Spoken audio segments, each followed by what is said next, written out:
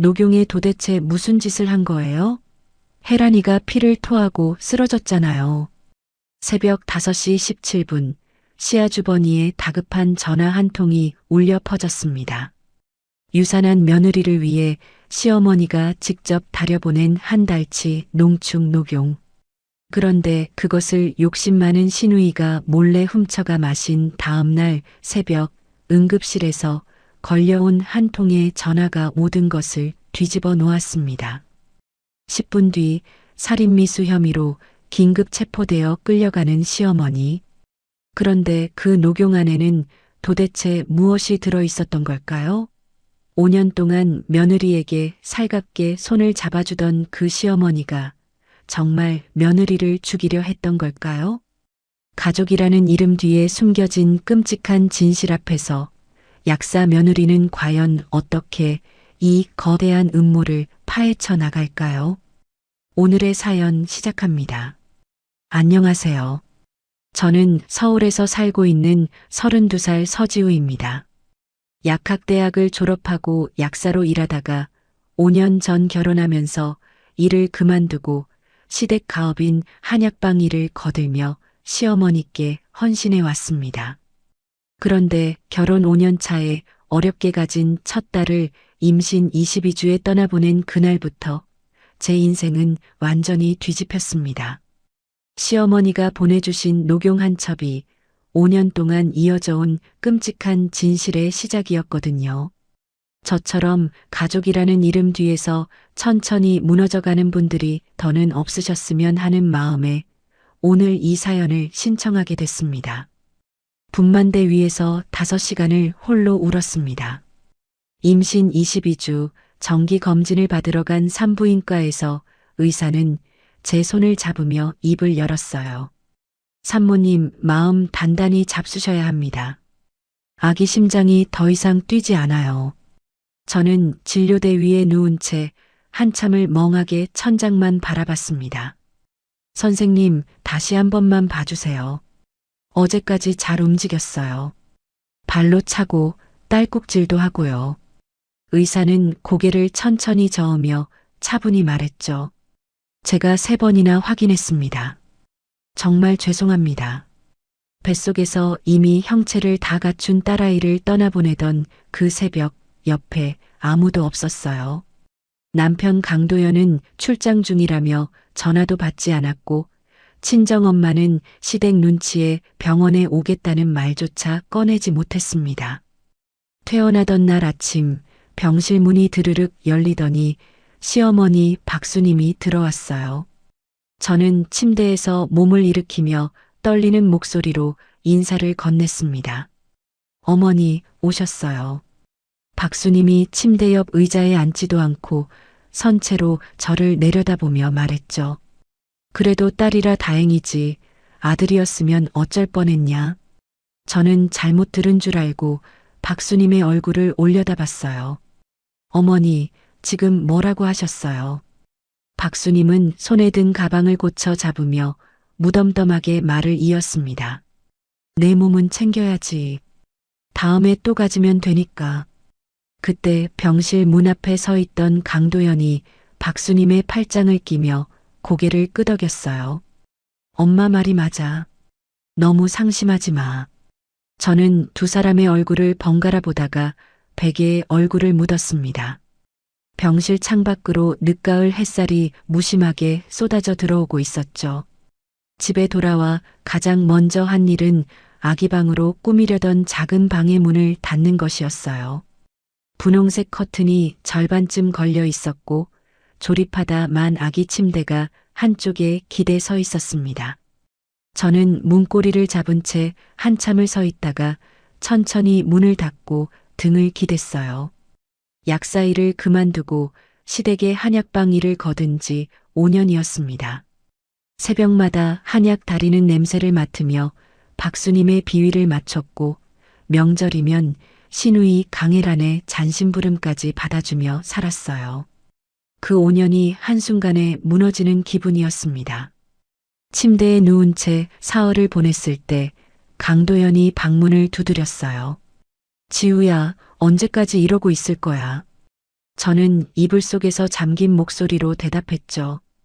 그냥 좀 더. 강도연이 한숨을 푹 쉬며 말했습니다. 엄마가 너 걱정 많이 하셔.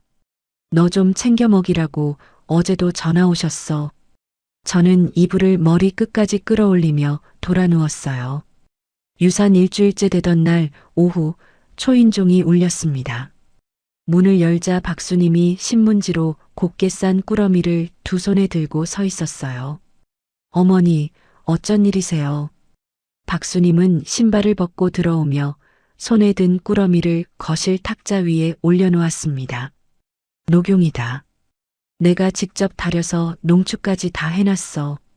저는 탁자 옆에 무릎을 꿇고 앉으며 신문지를 조심스럽게 풀어봤죠. 진한 갈색의 한약 봉지가 차곡차곡 쌓여 있었어요. 이게 한 달치다. 하루도 거르지 말고 꼬박 챙겨 먹어라. 박수님의 목소리가 평소답지 않게 부드러웠습니다. 저는 봉지를 만지작거리며 고개를 끄덕였어요. 네, 어머니. 감사합니다. 그때 박수님이 제 손등 위에 자신의 손을 포개며 말했죠. 그래도 며느리는 너 하나뿐이지 않냐? 저는 그 한마디에 코끝이 시큰해졌습니다. 5년 동안 단 한 번도 들어보지 못한 말이었어요. 어머니.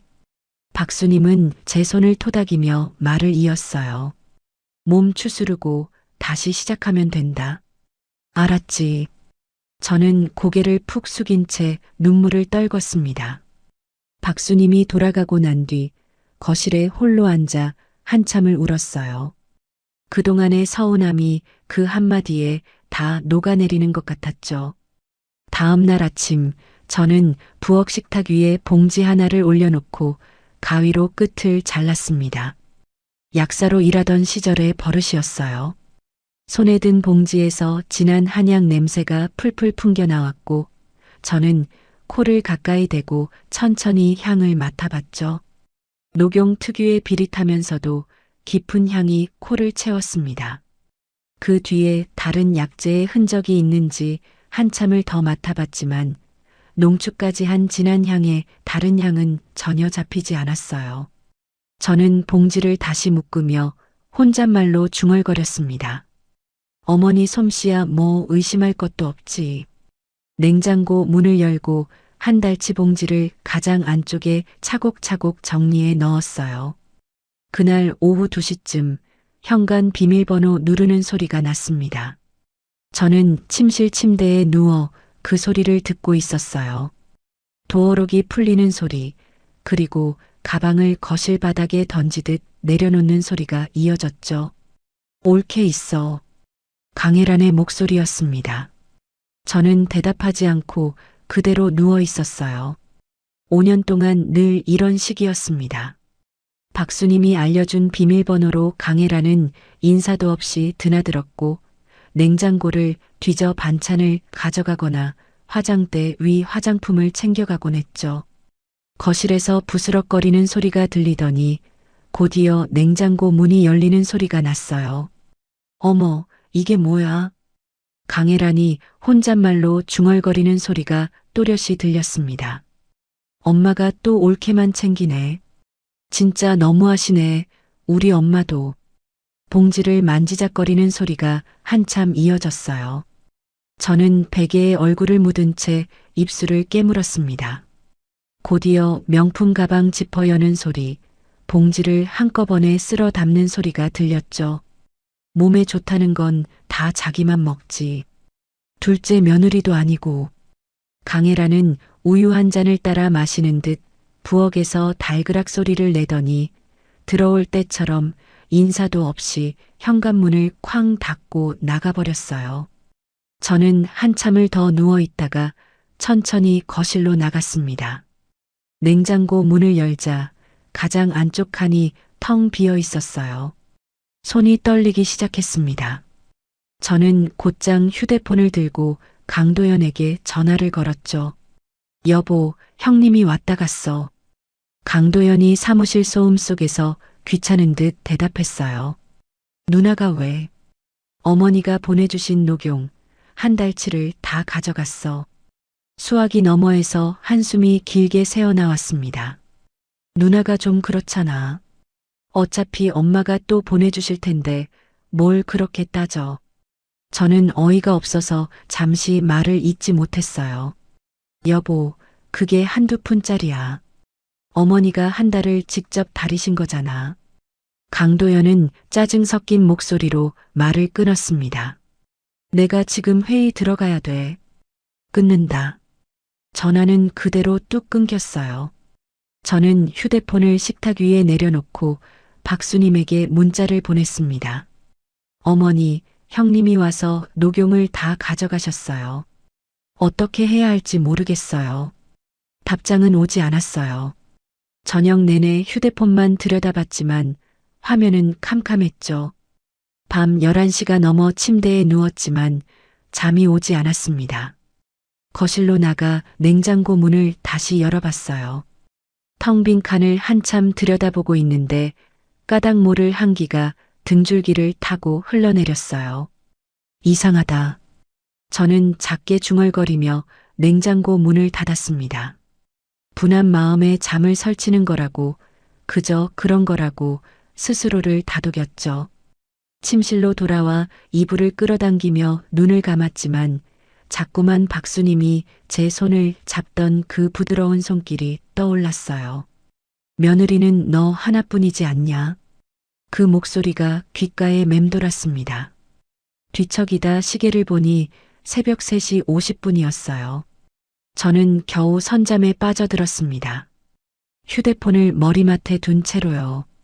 새벽 5시 17분 머리맡에서 휴대폰이 요란하게 울렸습니다. 저는 깜짝 놀라 몸을 일으키며 화면을 들여다봤어요. 아주버님 최성훈. 평소 안부 전화 한 통 없던 아주버님의 이름이 화면에 떠 있었습니다. 저는 떨리는 손가락으로 통화 버튼을 눌렀죠. 여보세요, 아주버님. 수화기 너머에서 응급실 특유의 시끄러운 소리가 먼저 쏟아져 들어왔어요. 기계 알람 소리, 누군가의 신음, 의료진이 외치는 소리가 한데 뒤섞여 있었습니다. 최성훈의 목소리가 그 사이를 뚫고 들려왔죠. 재수 씨, 그 녹용에 도대체 무슨 짓을 한 거예요? 저는 무슨 말인지 알아듣지 못해 멍하게 휴대폰을 귀에 댄 채로 있었어요. 아주버님, 지금 무슨 말씀이세요? 최성훈이 거의 소리치듯 말을 이었습니다. 혜란이가 피를 토하고 쓰러졌어요. 지금 응급실이에요. 저는 침대 모서리를 손으로 짚으며 다리에 힘이 빠지는 걸 느꼈죠. 형님이요. 형님이 왜요? 녹용 마셨다면서요? 어머니가 재수 씨한테 보낸 거. 저는 그제야 어제 오후 강혜란이 봉지를 통째로 가져가던 장면이 떠올랐어요. 아주버님, 그건 어제 형님이 저희 집에 오셔서 가져가셨어요. 한 봉지도 안 남기고요. 저는 한 모금도 안 마셨어요.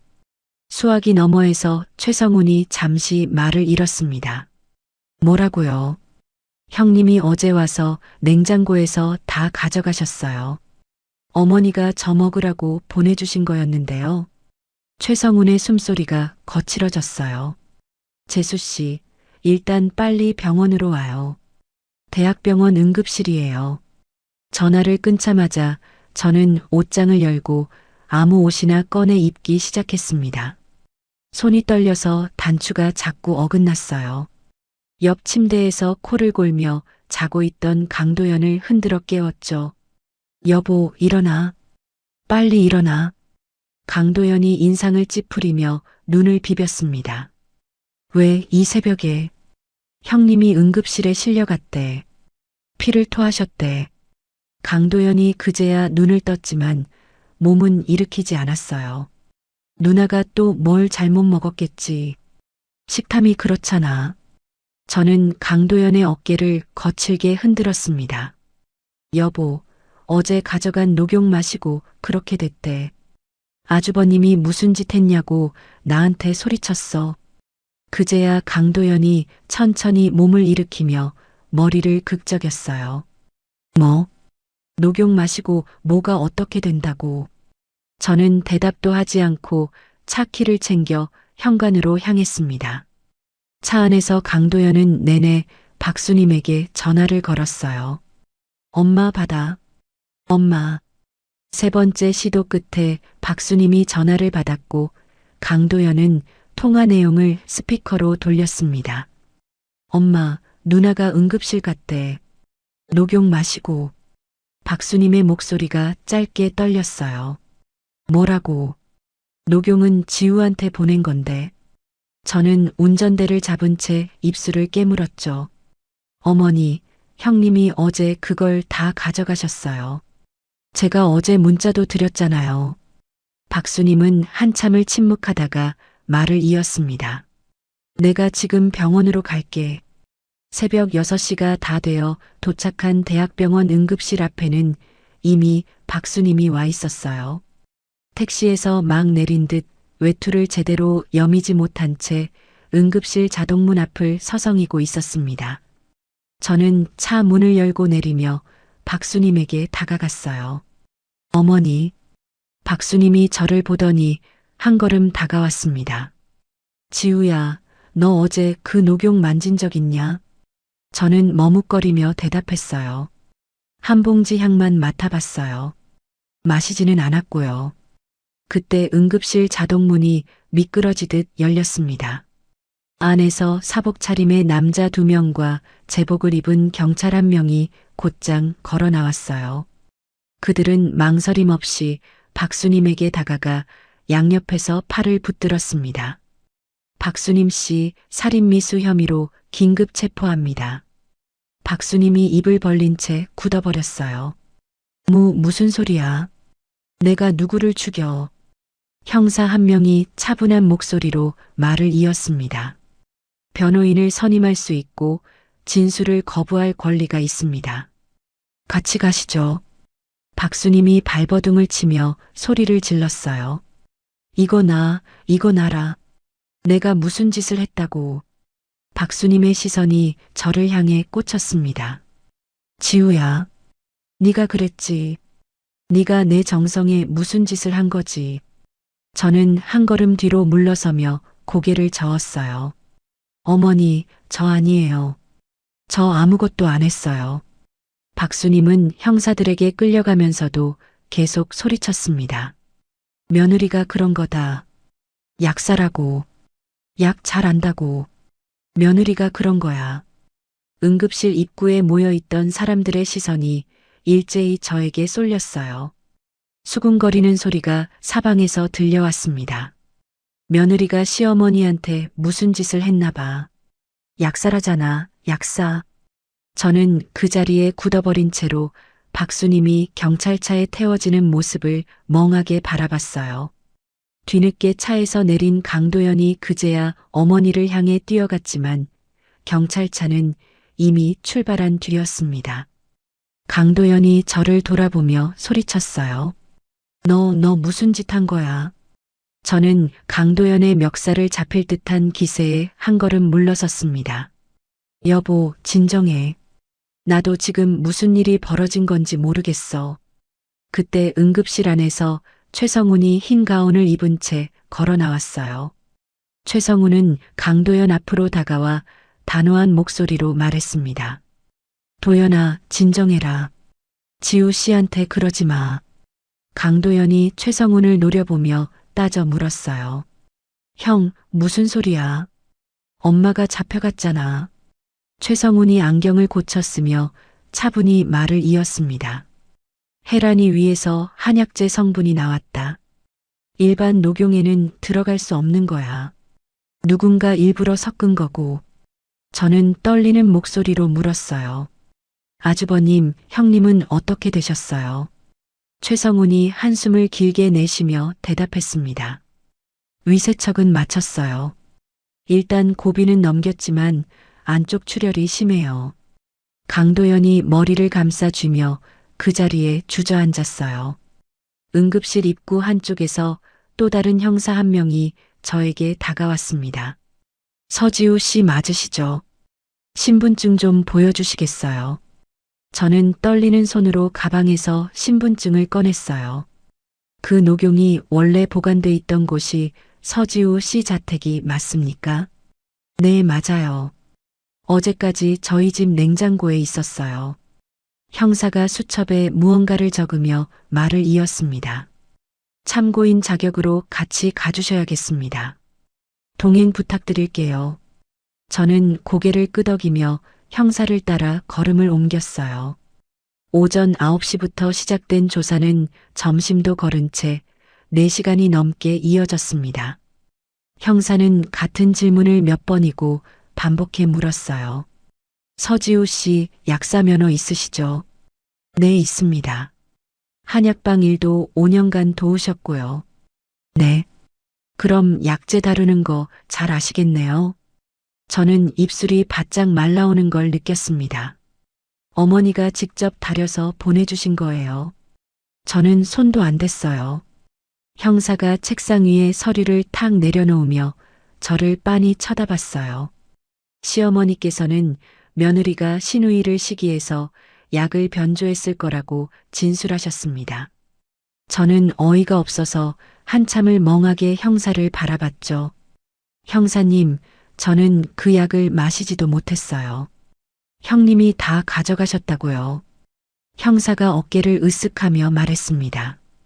그건 서지우 씨 주장이고요. 일단 자택 압수수색 영장이 곧 나올 겁니다. 오후 2시쯤 조사가 끝나고 잠시 풀려나 응급실로 돌아왔을 때 경찰서 앞에는 시댁 친척들 10여 명이 몰려와 있었어요. 큰 어른으로 보이는 노인이 카메라 앞에서 큰 소리로 외쳤습니다. 약사 며느리가 시기심에 시누이를 노린 거다. 우리 안 사람은 평생 약으로 사람 살린 사람이야. 저는 고개를 푹 숙인 채 그 앞을 지나쳐 응급실 안으로 들어갔어요.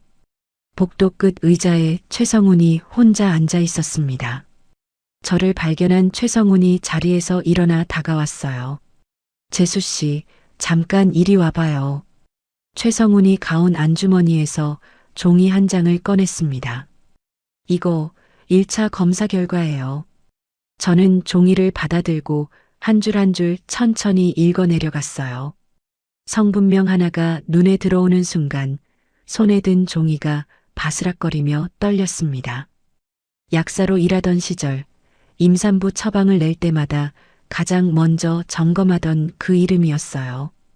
가임기 여성에게는 절대로 가까이 두면 안 되는 약재였습니다. 저는 종이를 든 채 천천히 고개를 들었어요. 아주버님, 이거... 최성훈이 낮은 목소리로 물었습니다. 재수 씨, 이게 뭔지 알겠어요. 저는 입술을 떨며 고개를 끄덕였죠. 네, 알아요. 너무 잘 알아요. 복도의 형광등 불빛이 갑자기 멀게 느껴졌어요. 박수님이 왜 굳이 한 달치를 직접 다려 농축까지 한 형태로 보냈는지, 왜 다른 향이 전혀 잡히지 않았는지, 그 모든 그림이 한 번에 그려졌습니다. 저는 벽에 손을 짚은 채 천천히 주저앉았어요. 복도 바닥에 주저앉은 채 한참을 일어나지 못했습니다. 최성훈이 제 옆에 한쪽 무릎을 꿇으며 어깨를 가볍게 잡았어요. 재수 씨, 정신 차려요. 여기서 이러면 안 돼요. 저는 떨리는 목소리로 겨우 입을 열었습니다. 아주버님, 이 약재요. 가임기 여자한테 절대 쓰면 안 되는 거예요. 최성훈이 안경을 고쳤으며 차분히 되물었어요. 얼마나 위험한 겁니까? 짧게 먹어도 자궁에서 피가 쏟아져요. 길게 먹으면... 저는 말을 잇지 못하고 입을 다물었습니다. 최성훈이 낮은 목소리로 받아 말했죠. 길게 먹으면 평생 아이 못 가진다는 거죠. 저는 고개를 끄덕이며 손등으로 입을 막았어요. 이거 보통 약국에서는 구할 수도 없는 거예요. 한약방 하는 사람 아니면 못 만져요. 최성훈이 한참을 생각에 잠겼다가 입을 열었습니다. 재수 씨, 이거 그냥 두면 재수 씨한테 다 뒤집어 씌울 거예요. 저는 종이를 가슴에 꽉 끌어안았어요. 어떻게 해야 돼요, 아주버님? 최성훈이 자리에서 일어나며 단호하게 말했죠. 변호사부터 구해요. 좋은 사람으로요. 내가 아는 사람 한 명 추천해 드릴 테니까 일단 집에 가서 잠깐이라도 눈 좀 붙이세요. 집으로 돌아온 시간은 밤 10시가 넘어서였습니다. 현관문을 열자 거실 불은 켜져 있는데 강도연은 보이지 않았어요. 식탁 위에 휴대폰을 내려놓는데 화면에 부재중 전화가 23통이나 찍혀 있었습니다. 대부분 시댁 친척들 번호였어요. 저는 휴대폰을 뒤집어 놓고 소파에 등을 기댔습니다. 그때 거실 한쪽 욕실에서 변기 물 내리는 소리가 났어요. 강도연이 비틀거리며 욕실에서 나오더니 저를 발견하고 인상을 찌푸렸습니다. 이제 오냐? 저는 강도연을 올려다보며 차분히 물었어요. 여보, 어머니 면회는 다녀온 거야. 강도연이 거실 바닥에 풀썩 주저앉으며 머리를 쓸어 넘겼습니다. 못 만났어. 변호사도 못 만났대. 형님은? 누나는 아직 중환자실이야. 형이 안 들여보내. 저는 잠시 망설이다가 입을 열었어요. 여보, 검사 결과 봤어. 녹용 안에 다른 약재가 섞여 있었어. 그것도 보통 약재가 아니야. 강도연이 눈에 띄게 동요하며 저를 바라봤습니다. 뭐? 여자한테, 특히 임신할 수 있는 여자한테 절대 쓰면 안 되는 약재야. 한약방 하는 사람만 구할 수 있는 거고. 강도연은 한참을 말없이 바닥만 내려다보다가 갑자기 자리에서 벌떡 일어났어요. 네가 잘못 본 거 아니야. 엄마가 그런 거 보낼 리가 없잖아. 여보, 약사인 내가 봤어. 검사지에 글자로 또렷이 적혀 있다고. 강도연이 거실을 가로질러 침실로 향하며 소리쳤습니다. 닥쳐. 한마디만 더 하면 가만 안 둔다. 침실 문이 쾅 닫혔어요. 저는 그 자리에 한참을 앉아 있었습니다. 다음 날 아침 9시쯤 휴대폰이 울렸어요. 최성훈이 보낸 문자였습니다. 광화문에 있는 윤지의 변호사. 오늘 오후 2시에 시간 잡아뒀으니까 만나봐요. 저는 곧장 옷을 갈아입고 집을 나섰습니다. 광화문의 법률사무소 회의실에 들어서자 40대 후반쯤으로 보이는 여자가 자리에서 일어나며 손을 내밀었어요. 윤지혜입니다. 성훈 선배한테 얘기 들었어요. 저는 윤지혜의 손을 잡으며 고개를 숙였습니다. 서지우라고 합니다. 도와주세요, 변호사님. 윤지혜는 회의실 의자를 빼주며 차분한 목소리로 말했어요. 앉으세요. 일단 처음부터 다 들어볼게요. 저는 결혼 5년 동안 박수님에게 받았던 약재와 한방차의 기억을 하나씩 꺼냈습니다. 매달 명절마다 받았던 보약, 임신 전에 챙겨 먹으라고 한 봄가을 보양차, 임신 중에도 끊임없이 보내오던 한방 환약까지요. 윤지혜가 펜으로 메모를 하며 가끔씩 질문을 던졌어요. 받은 약 봉투들, 영수증들 다 가지고 계세요. 네. 친정엄마가 시댁 거 받을 때마다 사진 찍어두라고 하셔서 다 휴대폰에 있어요. 그동안 산부인과나 내과 다니신 기록도요. 있어요. 결혼하고 자꾸 몸이 안 좋아져서 병원 자주 다녔거든요. 윤지혜가 펜을 내려놓으며 저를 똑바로 쳐다봤습니다. 서지우 씨, 이거 단순한 사건 아니에요. 5년짜리 사건일 수도 있어요. 저는 윤지혜의 얼굴을 멍하게 바라봤어요. 5년짜리요. 녹용 한 번 보낸 게 아니라 결혼한 직후부터 계속 보내온 거잖아요. 그게 다 깨끗한 약이었을까요? 저는 손바닥에 식은땀이 차오르는 걸 느꼈습니다. 머릿속에서 결혼 첫 해의 기억들이 한 장씩 넘어갔어요. 신혼 첫 해부터 자꾸 어지러웠고, 둘째 해에는 생리가 2달씩 끊겼고, 셋째 해에는 자궁근종이 생겼습니다. 병원에서는 늘 스트레스라고만 했어요. 윤지혜가 자리에서 일어나며 단호하게 말했죠. 오늘 바로 경찰서 가요. 자진 출석으로요. 그래야 수사 방향이 바뀝니다. 오후 4시 저는 윤지혜와 함께 경찰서에 자진 출석했습니다. 5년치 약 봉투 사진과 영수증, 의료 기록을 시간 순서대로 정리한 파일을 변호사 의견서와 함께 형사 앞에 내려놓았어요. 형사가 파일을 들춰보며 눈썹을 치켜 올렸습니다. 이게 다 결혼하고 받으신 거예요. 네. 매달 받았어요. 한 달도 빠지지 않고요. 윤지혜가 옆에서 차분하게 말을 보탰어요. 피해자가 약사 면허를 가졌다는 점이 오히려 의심의 근거가 됐다고 들었습니다. 그런데 약사 자격증으로는 이런 약제 배합 못 만듭니다. 약사는 한약제 처방 안 하니까요. 같은 시각 최성훈도 형사들에게 정식 의학 소견서를 제출했다고 했어요. 녹용에서 나온 약제 배합은 약사가 만들 수 있는 게 아닙니다. 30년 넘게 한약재만 다뤄온 사람만 가능한 조합이에요. 그날 저녁 형사가 윤지혜에게 전화를 걸어왔습니다. 윤지혜가 통화를 마치고 저를 돌아보며 말했어요. 서지우 씨 집 냉장고에서 다른 식품이랑 약품 다 검사했답니다.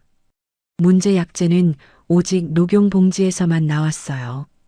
저는 가슴에 손을 얹으며 한숨을 길게 내쉬었습니다. 그럼 이제 수사 방향 시어머니 쪽으로 본격적으로 기울고 있어요. 다음 날 오전 윤지혜가 또 한 번 연락을 해왔어요. 보건소 통해서 한약방 약재 입고 내역 받았어요. 가임기 여자한테 쓰면 안 되는 그 약재가 그 한약방에 정기적으로 대량 들어가고 있었어요. 저는 휴대폰을 귀에 댄 채 입술을 깨물었습니다. 매달이요. 네. 매달 정확하게 같은 양이요. 한약방에서 다른 데로 처방되어 나간 기록은 거의 없고요. 같은 시각 대학병원 중환자실에서는 강혜란이 의식을 회복했어요. 최성훈이 침대 옆에서 검사 결과를 차분히 설명하자 강혜란이 침대 시트를 움켜쥐며 짐승처럼 울부짖었다고 했습니다. 엄마가 그런 거라고. 혜란아, 진정해라. 엄마가 나를 죽일 뻔했다고. 친엄마가. 옆에서 듣고 있던 간호사가 진정제를 놓으려 하자 강혜란이 손을 거칠게 뿌리쳤어요. 놓지 마. 정신 똑바로 차리고 들을 거야. 나 앞으로 어떻게 되는 거야? 최성훈이 한참 망설이다가 입을 열었습니다. 자궁 손상이 심해. 아이는 어렵겠다. 강혜란이 베개에 얼굴을 묻고 한참을 흐느꼈어요. 결혼 3년간 그토록 원하던 아이였습니다. 그날 오후 강혜란이 직접 형사에게 면담을 요청했어요. 병원 침대에 앉은 채로 형사를 향해 입을 열었습니다. 엄마가 평소에 입버릇처럼 했어요. 딸 낳은 며느리는 약으로 다스려야 한다고요. 형사가 수첩을 펼치며 진지한 표정으로 물었죠. 직접 들으셨습니까? 네. 한약방에서 직원한테 며느리 줄 약은 따로 빼두라고 지시하는 것도 봤어요. 2번이요. 증언해 주실 수 있겠습니까? 강혜란이 핏기 없는 얼굴로 고개를 끄덕였습니다. 네. 다 할 거예요. 친정이고 뭐고 없어요. 저녁 7시쯤 강혜란의 증언을 근거로 검찰이 박수님의 한약방의 압수수색 영장을 집행했어요. 윤지혜가 저에게 실시간으로 상황을 전해줬습니다. 안쪽 비밀 캐비닛 열었답니다. 뭐가 있었대요? 가임기 여자한테 쓰면 안 되는 약재 목록이랑요. 며느리 처방이라고 손으로 적어둔 메모가 나왔어요. 저는 휴대폰을 떨어뜨릴 뻔했어요. 며느리 처방요. 네. 그리고 5년치 별도 장부도 같이 나왔습니다. 첫 페이지에 서지우 씨가 결혼하기 직전 날짜가 적혀 있고 며느리 처방 1차 시작이라고 쓰여 있어요. 저는 휴대폰을 귀에 댄 채 식탁 의자에 천천히 주저앉았습니다. 그리고 매달이요. 약재 배합이랑 며느리 몸 상태를 관찰한 기록이 깨알같이 적혀 있어요. 윤지혜의 목소리가 잠시 끊겼다가 다시 이어졌어요. 서지우 씨, 박수님 씨, 오늘 밤 정식 체포될 거예요. 살인미수랑 상해 혐의로요. 밤 11시쯤 박수님은 자택 앞에서 다시 한번 형사들에게 끌려 나왔다고 했습니다.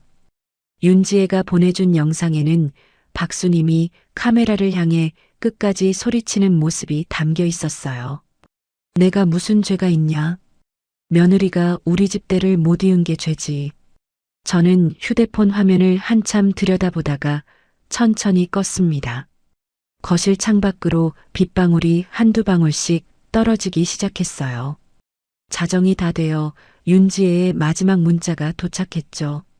서지우 씨, 이제 의심은 다 풀렸어요. 검찰이 박수님 씨 구속영장 청구합니다. 저는 휴대폰을 가슴에 안은 채 식탁 위에 엎드렸어요. 5년이라는 시간이 머릿속을 천천히 지나갔습니다. 매번 살갑게 약을 챙겨주던 박수님의 손길, 그 손에 들려있던 봉지들, 그리고 그걸 의심 없이 받아먹던 제 모습까지요. 저는 식탁 위에 엎드린 채 한참을 어깨를 떨었어요. 박수님이 정식 구속된 다음 날 저녁 강도연이 새벽부터 시댁에 다녀오겠다며 집을 나섰습니다. 저는 거실 소파에 앉아 휴대폰만 들여다보고 있었어요. 오후 7시가 다 되어 강도연이 돌아왔는데 얼굴이 시뻘겋게 달아오른 채였습니다. 여보, 옷 갈아입어. 시댁으로 같이 가야 돼. 저는 휴대폰을 내려놓으며 강도연을 올려다봤죠. 왜? 가족회의야. 큰아버지 다 오셨어. 저는 한숨을 길게 내쉬며 말했어요. 여보, 나갈 이유 없어. 강도연이 식탁을 손바닥으로 탁 내려치며 소리쳤습니다. 네가 이를 이렇게 키워놨으면 책임은 져야 할 거 아냐? 내가 무슨 책임을 져? 엄마가 일부러 그랬을 리가 없잖아. 네가 약 보관을 잘못해서 변질된 거 아니야. 저는 어이가 없어서 한참을 강도연을 바라봤어요. 여보, 한약방 비밀 캐비닛에서 며느리 처방이라고 적힌 메모랑 5년치 장부가 다 나왔어. 그래도 변질이라고 할 거야. 강도연이 시선을 피하며 외투를 다시 챙겨 입었습니다. 일단 가자. 큰아버지가 너 꼭 데려오랬어. 저는 한참을 망설이다가 자리에서 일어났어요. 시댁 거실에는 시아버지의 형제들과 친척 어른 7, 8명이 둘러앉아 있었습니다. 제가 들어서자 일제히 고개를 돌려 저를 쳐다봤어요. 큰어른이 헛기침을 하며 입을 열었죠. 앉아라. 저는 거실 한쪽 끝에 무릎을 모으고 앉았습니다. 큰어른이 안주머니에서 종이 한 장을 꺼내 탁자 위에 펼쳐 놓았어요. 어찌됐든 이건 집안 망신이다. 너도 입을 다물고 협조해라. 저는 종이를 흘끗 내려다봤습니다. 종이 한가운데에 합의서라는 글자가 적혀 있었고 그 아래 작은 글씨로 단순 오해, 위로금 3천만 원이라는 단어가 줄지어 적혀 있었어요. 저는 종이를 다시 큰어른 쪽으로 밀어 놓았습니다. 큰아버지, 이거 쓰라고 부르신 거예요. 큰어른이 눈을 가늘게 뜨며 저를 노려봤어요. 네가 시집와서 5년이나 살았으면 정이라는 게 있을 거 아니냐? 시어머니 늙은 사람 감옥에서 죽이려고 그러냐? 옆에 앉아있던 친척 한 명이 거들었습니다. 지우야, 너도 다시 시집 갈 거 아니냐? 이런 일로 소문나면 너만 손해다. 또 다른 친척이 혀를 차며 말했어요. 3천이면 적은 돈 아니다. 우리도 너 생각해서 큰 돈 마련한 거야. 저는 그들의 얼굴을 하나하나 천천히 바라봤습니다. 그리고 손을 뻗어 합의서를 집어들었어요. 천천히 종이를 반으로 접고 또 한 번 반으로 접고 그대로 결을 따라 찢었습니다. 찢어진 종이 2장을 탁자 위에 가지런히 올려놓고 자리에서 일어났죠. 거실에 잠시 고요한 침묵이 흘렀어요.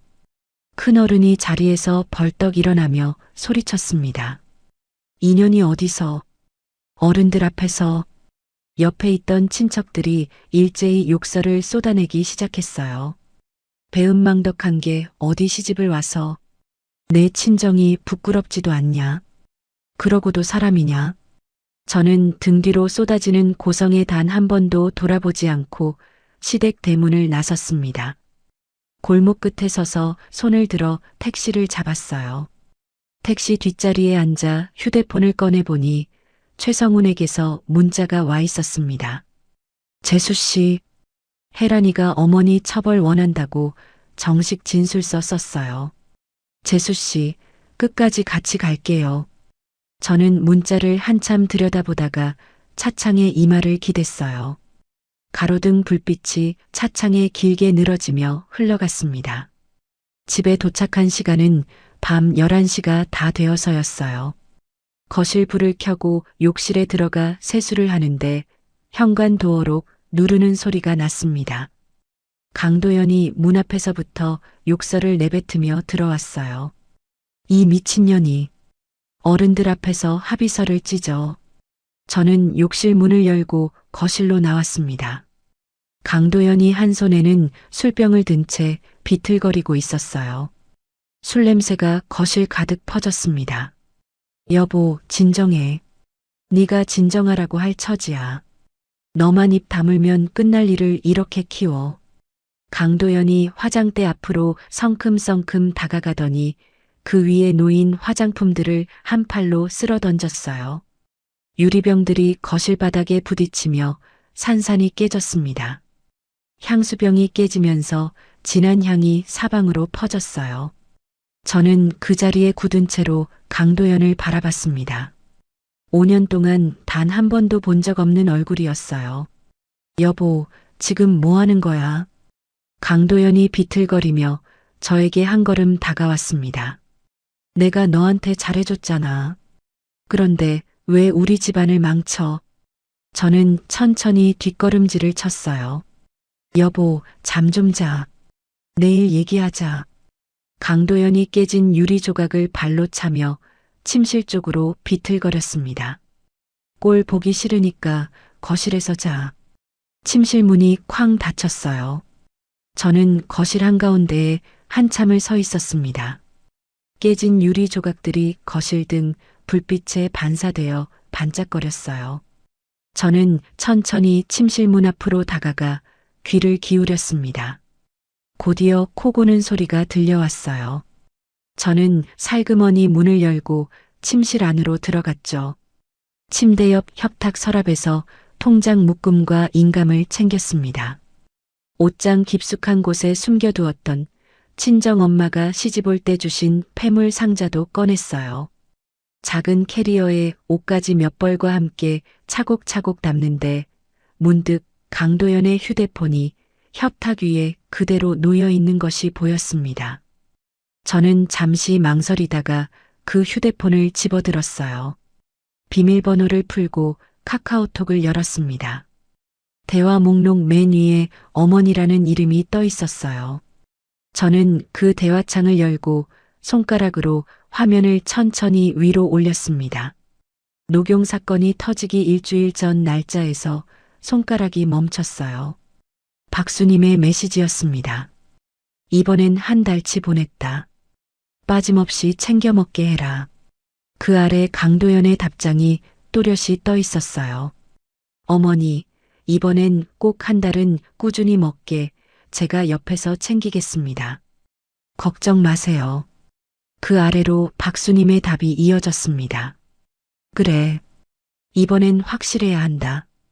2번 다시 같은 실수 없게.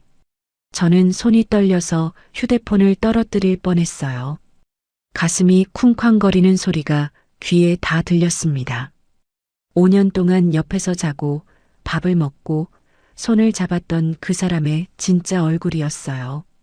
저는 제 휴대폰을 꺼내 그 대화 화면을 한 장 한 장 사진으로 찍었습니다.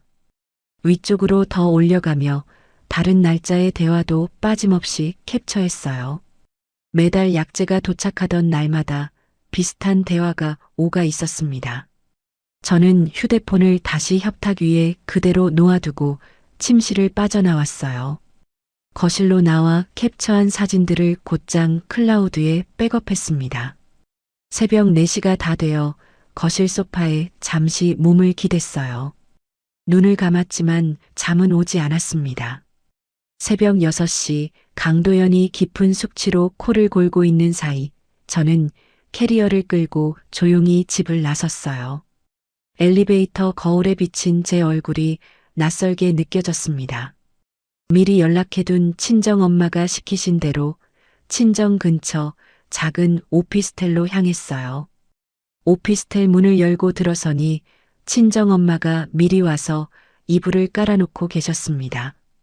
저를 보자마자 친정엄마가 한 걸음에 다가와 어깨를 끌어안았어요. 우리 딸, 고생했다. 저는 친정엄마 품에 안긴 채 그제야 참았던 눈물을 쏟았습니다. 친정엄마가 제 등을 천천히 쓸어내리며 입을 열었어요. 지우야, 엄마가 옛날 얘기 하나 해줄까? 저는 고개를 끄덕였습니다. 엄마 친구 중에 한 명이 30년 전쯤이었지. 너랑 비슷한 일을 당했어. 어떻게 됐어, 그 친구? 친정엄마가 한숨을 길게 내쉬며 말을 이었어요. 입 다물고 살았지. 가만히. 그게 가족이라고 생각하고. 그 친구 지금까지 하늘 안고 산다. 저는 친정엄마의 손을 꼭 잡았습니다. 엄마, 지우야. 이번엔 절대 참지 마라. 끝까지 가. 저는 친정엄마의 얼굴을 똑바로 올려다보며 고개를 끄덕였어요. 갈 거야, 엄마. 끝까지. 친정엄마가 제 머리를 천천히 쓸어넘기며 말했습니다. 그래야지. 그래야 우리 딸이지. 그날 저녁 최성훈에게서 또 한 통의 전화가 걸려왔어요. 재수 씨, 윤지의 변호사 정식으로 선임해요. 사건 개요는 내가 다 공유해뒀어요. 네, 아주버님. 내일 바로 갈게요. 최성훈이 잠시 망설이다가 입을 열었습니다. 재수 씨, 도연이 휴대폰에 뭐 좀 봤어요. 저는 휴대폰을 귀에 댄 채 잠시 숨을 멈췄어요. 네, 다 봤어요. 캡처도 다 해뒀어요. 수화기 너머에서 최성훈이 짧게 한숨을 쉬었습니다.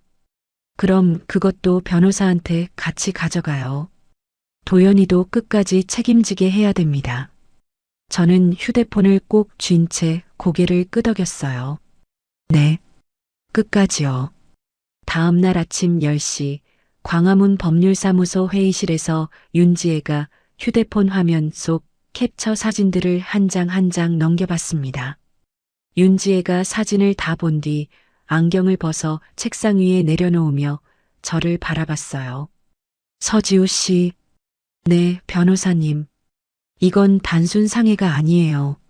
살인미수에 남편까지 같이 짠 거예요.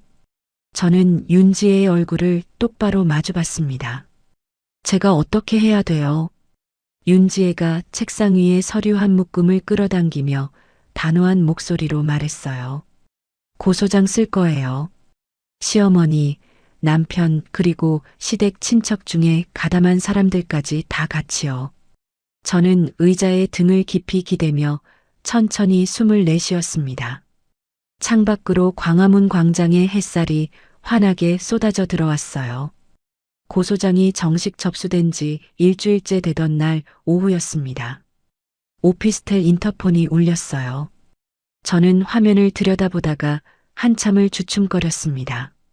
화면 속에 강혜란이 서 있었어요. 야윈 얼굴에 마스크를 쓰고 한 손에는 두꺼운 서류 봉투를 들고 있었습니다. 저는 인터폰 너머로 떨리는 목소리로 물었어요. 형님, 어쩐 일이세요? 강혜란이 마스크를 살짝 내리며 대답했습니다. 옳게 잠깐 들여보내줘. 할 얘기가 있어. 저는 한참을 망설이다가 도어록을 열었어요. 강혜란이 천천히 거실로 들어와 소파에 앉았습니다. 병원에 있을 때보다도 더 핏기 없는 얼굴이었어요. 저는 정수기에서 따뜻한 물 한 잔을 따라 강혜란 앞에 내려놓았습니다. 형님, 몸은 좀 어떠세요? 강혜란이 컵을 두 손으로 감싸쥐며 입을 열었어요. 옳게, 미안해. 저는 마주 앉은 자리에서 그 말을 잠시 곱씹었습니다. 형님, 내가 그날 그 봉지만 안 가져갔어도, 내가 평소에 올케한테 그렇게 안 했어도, 강혜란의 목소리가 끝에서 작게 갈라졌어요. 저는 무릎 위에 손을 모으고 강혜란을 바라봤습니다. 형님, 그 약은 원래 저한테 보내신 거였어요. 형님이 안 가져가셨으면 제가 한 달 동안 다 먹었을 거예요. 강혜란이 고개를 푹 숙이며 한참을 흐느꼈어요. 엄마가, 친엄마가 어떻게 그래. 저는 휴지를 한 장 뽑아 강혜란 앞에 놓아주었습니다. 강혜란이 휴지로 눈가를 닦으며 옆에 둔 서류 봉투를 탁자 위에 올려놓았어요. 옳게, 이거 보여줄 게 있어서 왔어. 이게 뭐예요? 강혜란이 봉투 입구를 열며 천천히 종이 묶음을 꺼냈습니다. 내가 한약방 자주 드나들었잖아. 엄마 일 도와준다고. 네, 알아요. 한 3년 전쯤이었나? 엄마가 안쪽 캐비닛에서 뭘 꺼내는 걸 우연히 봤어. 그때부터 이상하다 싶어서 조금씩 받았던 거야. 강혜란이 종이 한 장을 제 앞에 내려놓았어요. 종이에는 특별 처방이라는 글씨가 적혀 있고 그 아래에 약재 이름과 분량이 줄지어 적혀 있었습니다. 저는 그 종이를 손에 들고 한참을 들여다봤어요. 형님, 이거 엄마 장부 사본이야. 내가 직원이 잠깐 자리 비운 사이에 복사해뒀어. 저는 종이를 떨리는 손으로 내려놓았습니다. 강혜란이 또 다른 종이 묶음을 내밀었어요. 이건 원가 영수증이야. 엄마가 며느리 처방이라고 따로 뺀 약재들 매달 사들인 거. 영수증마다 날짜 다 적혀 있어. 저는 영수증을 한 장 한 장 넘겨봤습니다. 날짜들이 눈에 들어왔어요. 가장 오래된 영수증에 적힌 날짜는 제가 결혼식을 올린 그 달이었습니다. 저는 손에 든 영수증 묶음을 한참을 바라봤어요.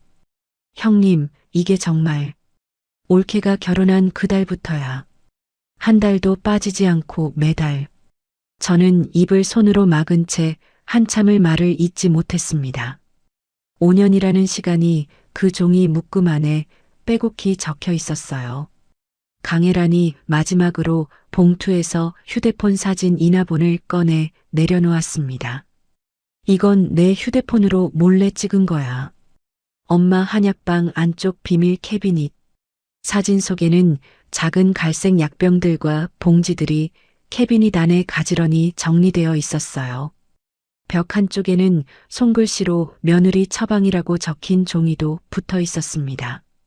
저는 사진 속의 그 글씨를 한참을 들여다봤어요. 박수님의 그 익숙한 필체였습니다. 형님, 왜 이걸 다 가져오신 거예요?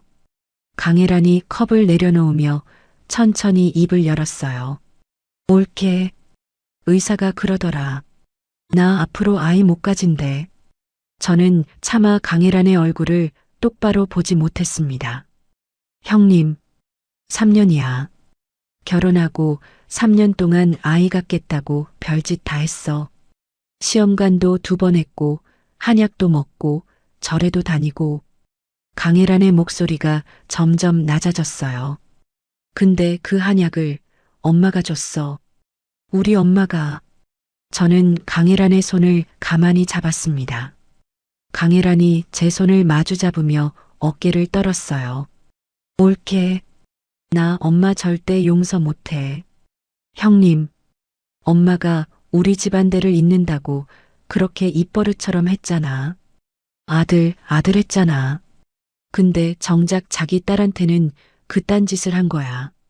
저는 강혜란의 손을 더 꽉 잡았습니다. 거실에 한참 동안 정적이 흘렀어요. 이윽고 강혜란이 손등으로 눈을 닦으며 입을 열었습니다. 옳게. 나 엄마한테 처벌 원한다고 정식으로 진술서 쓸 거야. 변호사도 만나봤어. 형님, 정말 괜찮으시겠어요? 안 괜찮아도 해야지. 5년 동안 올케한테 내가 한 짓도 있고. 강혜란이 자리에서 천천히 일어났어요. 올케, 이거 다 가져가서 변호사한테 줘. 내 이름으로 정식 증거 제출할 거야. 저는 자리에서 일어나며 강혜란을 따라 현관까지 나갔습니다. 형님, 잠깐만요. 강혜란이 신발을 신다 말고 저를 돌아봤어요. 왜? 저는 한참을 머뭇거리다가 입을 열었습니다. 고마워요, 형님. 강혜란이 잠시 저를 바라보다가 천천히 고개를 끄덕였어요. 옳게. 미안하다는 말 한 번 더 할게. 그리고 강혜란은 현관문을 열고 천천히 걸어 나갔습니다. 문이 닫히고 나서 저는 거실 한가운데에 한참을 서 있었어요. 식탁 위에 놓인 서류 봉투를 다시 끌어당겨 한 장씩 천천히 넘겨봤습니다. 5년이라는 시간이 종이 위에서 천천히 정리되어 있었어요. 저는 곧장 윤지혜에게 전화를 걸었습니다. 변호사님, 형님이 다녀가셨어요. 결정적인 자료를 다 가져오셨어요. 윤지혜의 목소리가 수화기 너머에서 또렷해졌어요. 바로 가져오세요. 오늘 안에 검찰에 추가 제출할 거예요. 저는 그날 오후 곧장 광화문 법률사무소로 향했습니다. 윤지혜가 자료를 펼쳐놓고 한 장 한 장 검토했어요. 종이 위로 펜이 빠르게 움직였습니다. 윤지혜가 자료를 다 본 뒤 안경을 벗어 책상 위에 내려놓으며 저를 바라봤어요. 서지우 씨. 네, 변호사님. 이거 살인미수 한 건이 아니에요. 5년치 상습범행으로 공소범위 늘려달라고 검찰에 정식 요청할게요. 저는 의자 손잡이를 꽉 쥐었습니다. 그게 가능해요. 가능합니다. 이 영수증이랑 장부 그리고 신우이분 진술까지 합치면요. 박수님 씨 한약방 영업도 못합니다. 같은 날 저녁 강혜란이 정식으로 친정과 절연을 선언하고 자필 진술서를 검찰에 제출했다는 소식이 전해졌어요. 시댁은 그야말로 발칵 뒤집혔습니다. 그날 밤부터 제 휴대폰으로 시댁 친척들 번호가 끊임없이 울리기 시작했어요. 저는 휴대폰을 무음으로 돌려놓고 거실 한쪽에 엎어 놓았습니다. 다음 날 오전 친정엄마가 오피스텔로 찾아오시며 얼굴이 잔뜩 굳어 있었어요. 지우야, 어제 새벽에 시댁 큰어른이 너희 형님 집 앞에 진을 치고 있었다더라. 형님은요? 안 만났대. 아주버님이랑 같이 변호사 데리고 나가서 그 자리에서 다 쫓아냈다더라.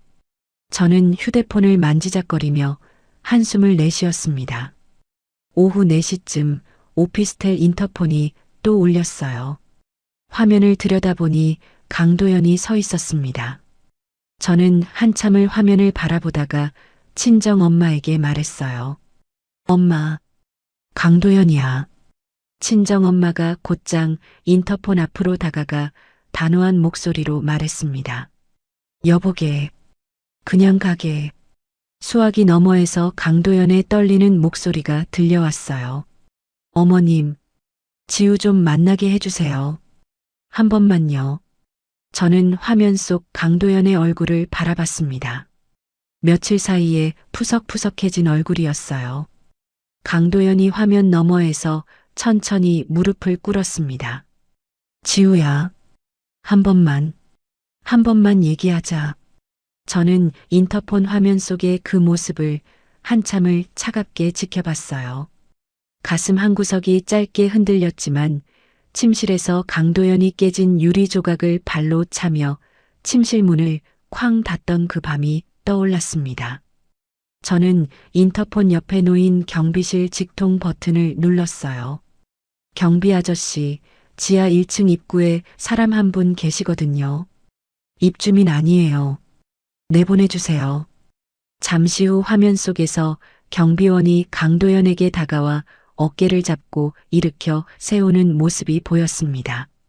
강도연이 화면 너머로 저를 향해 입을 벙긋거렸어요. 저는 인터폰 화면을 천천히 껐습니다. 친정엄마가 제 어깨를 가볍게 두드려 주셨어요. 잘했다, 우리 딸. 밤 9시쯤 윤지혜에게서 전화가 걸려왔습니다. 저는 거실 창가에 서서 휴대폰을 귀에 댔어요. 서지우 씨, 좋은 소식이에요.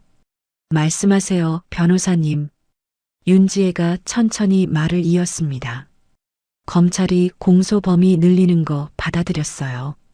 단순 살인미수가 아니라 5년치 상습상해 및 살인미수로 정식 기소합니다.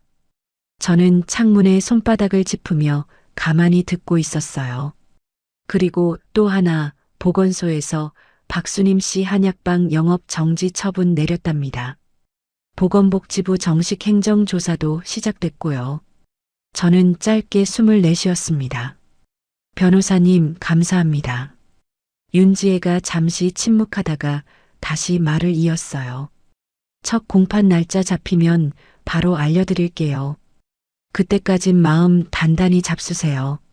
전화를 끊고 거실 창밖을 내다봤습니다. 오피스텔 아래 큰 길로 차들이 줄줄이 지나가고 있었어요. 저는 창문에 이마를 가만히 댔습니다. 5년이라는 시간이 머릿속을 한 번 더 천천히 지나갔어요.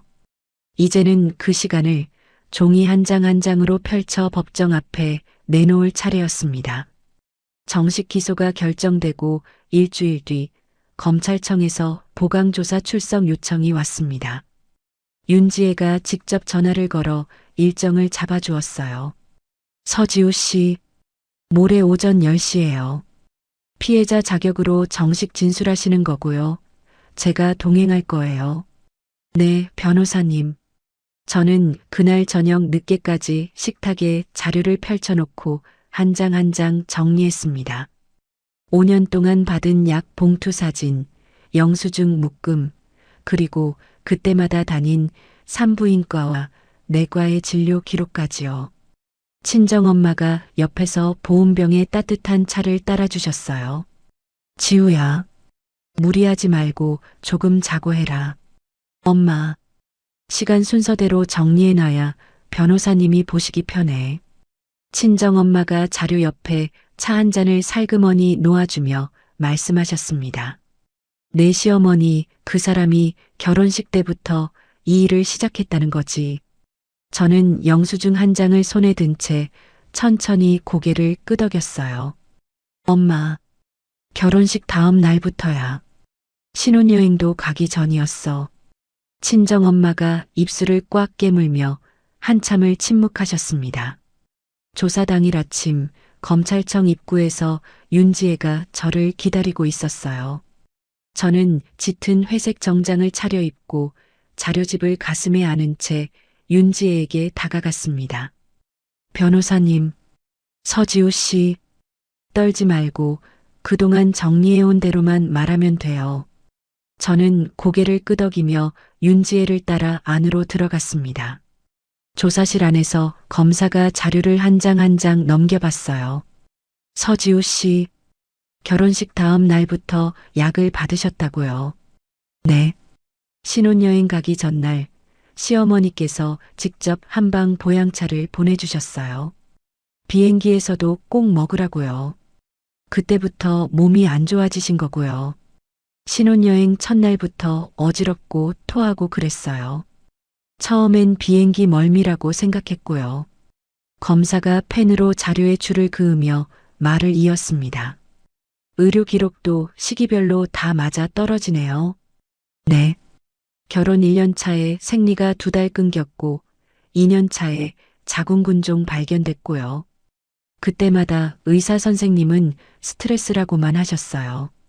윤지혜가 옆에서 차분히 의견서를 추가로 내려놓았습니다. 검사님, 한약방 영수증 날짜랑 의료 기록 날짜 거의 한 달 안에 다 맞물려 있어요. 검사가 안경을 고쳤으며 고개를 끄덕였습니다. 그때 옆 조사실 쪽이 잠시 시끄러워졌어요. 윤지혜가 잠시 자리를 비웠다가 돌아와 제 옆에 앉으며 작게 속삭였습니다. 박수님 씨 옆방에 있어요. 저는 손에 든 펜이 잠시 흔들렸어요. 뭐라고 하시던가요? 한마디도 안 한대요. 묵비권 행사 중이에요. 검사가 자료에서 고개를 들며 말을 거들었습니다. 근데 박수님 씨한테 결정적인 게 하나 더 나왔습니다. 저는 검사 쪽으로 시선을 돌렸어요. 한약방 5년치 별도 장부 정밀 분석이 끝났어요. 매달 며느리 처방이라는 항목으로 따로 분리된 기록이 한 달도 빠지지 않고 60개월 내내 적혀 있습니다. 저는 자료집을 가슴에 끌어안으며 한참을 멍하게 검사를 바라봤습니다. 60개월이요. 네. 매달 약재 배합이 조금씩 달랐어요. 봄에는 이렇게, 여름에는 저렇게. 계절마다 서지우 씨 몸 상태에 맞춰서요. 저는 의자 손잡이를 꽉 쥐었어요. 그리고 장부 맨 뒷장에 박수님 씨가 직접 적은 메모가 있어요. 검사가 자료 한 장을 꺼내 제 앞에 내려놓았습니다. 복사된 메모 한 장이었어요. 저는 그 종이를 손에 들고 천천히 읽어 내려갔습니다. 임신 22주, 딸 확인, 처방 단계 상향 결정. 저는 종이를 쥔 손이 떨려서 한참을 책상 위에 내려놓지 못했어요. 윤지혜가 옆에서 종이를 흘끗 보더니 의자에 등을 깊이 기댔습니다. 임신 사실을 알고도 멈추지 않은 거네요. 오히려 더 강하게 간 거고요. 저는 메모를 종이 위에 가만히 내려놓으며 입술을 깨물었어요. 제 딸이 그래서 못 버틴 거예요. 검사가 잠시 침묵하다가 차분히 말을 이었습니다. 네. 그 메모가 결정적인 증거가 될 겁니다. 살인 의도를 인정할 수밖에 없는 기록이에요. 조사가 끝나고 검찰청 밖으로 나오니 늦은 오후 해가 길게 늘어져 있었어요. 윤지혜가 옆에서 천천히 걸으며 말했습니다. 서지우 씨, 이번 사건은 단순한 며느리 학대가 아니에요. 임신한 사람이고 뱃속의 아이까지 알면서 한 거예요. 재판부도 그렇게 볼 거고요. 저는 윤지혜의 옆 얼굴을 잠시 바라봤어요. 가슴 한구석이 다시 한번 천천히 식어가는 기분이었습니다. 조사 사흘 뒤 강혜란이 자신의 의료 기록 일체와 자궁 손상에 대한 전문의 소견서를 추가 증거로 검찰에 제출했어요. 최성훈도 의학적 인과관계를 정리한 진술서를 함께 냈습니다. 윤지혜가 그날 저녁 저에게 문자를 보내왔어요. 이제 박수님 씨 쪽에서 빠져나갈 구멍 없어요. 그 무렵 강도연은 회사에서 권고사직을 당했다는 소식이 들려왔습니다. 시댁 친척 중 한 명이 친정엄마에게 일부러 전화를 걸어 그 소식을 알려왔어요. 애기 엄마, 도연이가 너 때문에 회사도 잘렸다. 집안 망신 다 시키고. 친정엄마가 휴대폰을 들고 거실에 서서 단호하게 대답하셨습니다.